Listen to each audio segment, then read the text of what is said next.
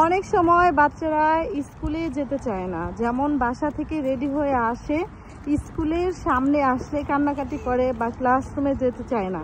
এমনটা আমি বাংলাদেশে দেখেছি এবং এখনো হয়। তো সেই ক্ষেত্রে সেই কান্নাকাটি করা বাচ্চাগুলোকে কিন্তু মাঝে মাঝে টিচাররা বলে যে গার্জেনরা রুমের ভিতরে আসার জন্য, মানে ক্লাসরুমে বাংলাদেশে যেমন বলে যে যাতে বাচ্চা কান্না না করে। বা পরীক্ষার ক্ষেত্রেও হয় যে পরীক্ষার হলে গেল, তো সেই ক্ষেত্রে হচ্ছে বাচ্চা কান্না করছে, গার্জেন মাঝে মাঝে বসে থাকে। কানাডাতে কি করে সেটা কি জানেন?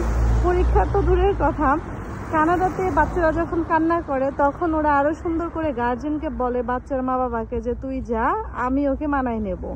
তো এত সুন্দর করে হ্যান্ডেল করে পারলে আশেপাশের ক্লাসের বা অন্য আরও টিচাররা, যে টিচার ক্লাস নেয় পাশাপাশি আরও যে টিচাররা আছে, তারা এসে একদম সুন্দর করে আদর করে বা কোন খেলনাটা, মানে খেলাটা পছন্দ করে সেটা খেলাধুলা করায়, পাশাপাশি গল্প করে, আড্ডা দেয়, তারপরে ক্লাসরুমে পড়াশোনা করার চাপ দেয়। তার আগে বাচ্চাকে মানিয়ে নেয় যে কিভাবে বাচ্চাটা কান্না থামায় এবং কি ক্লাস করে। অন্য একটি ভিডিওতে কথা বলি, বাই।